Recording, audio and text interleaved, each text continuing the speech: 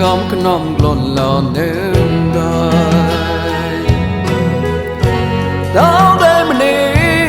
ala pa ko ta chum loi a Nu we som po toi ka loi ke lo toi ni le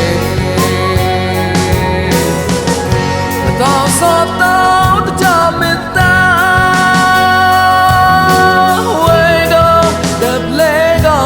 Côi xe ca Côi chạy lên nhớ một chân cái nào Và ai đâu xa quen bay Cầu xa và cũng lại Chót rõ chạy mèng một lâu Bọn chạy lên nhớ một mùa tàu Rõ quay bôi ra xin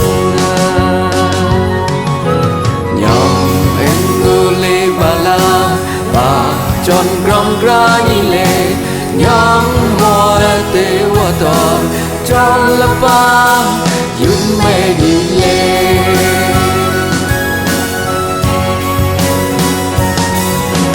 Nhóm ba chế ta sọc rào Là ba ta lôi tôi nhí lệ Quay cao nhóm nghe chê Cao ra Để ta lệ tuần ra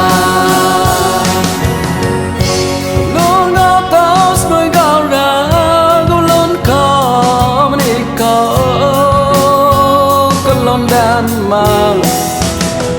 tao mình đi đâu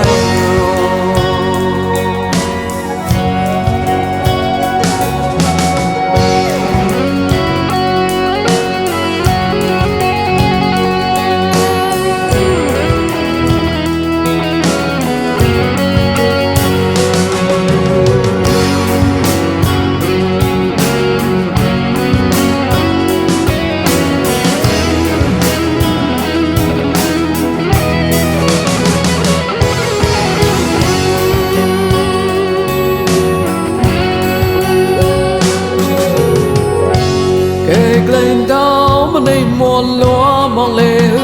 dìa hòn nụ priêng gom cái nòng luồn lòn nêm đôi đâu đây mà đi là ba có thể chôn lời a nụ ấy gió bỏ tôi cái lời kể lòng tôi đi lên ta sao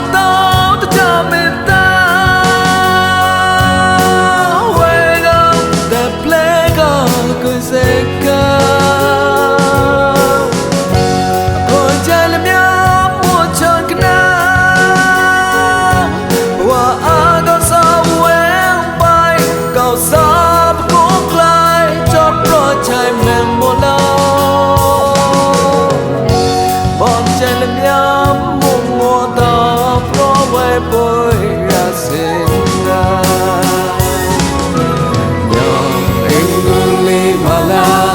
Và tròn gom ra như lệ Nhong cứ môi tế hoa tòn Tròn là ba Dũng mê đi lệ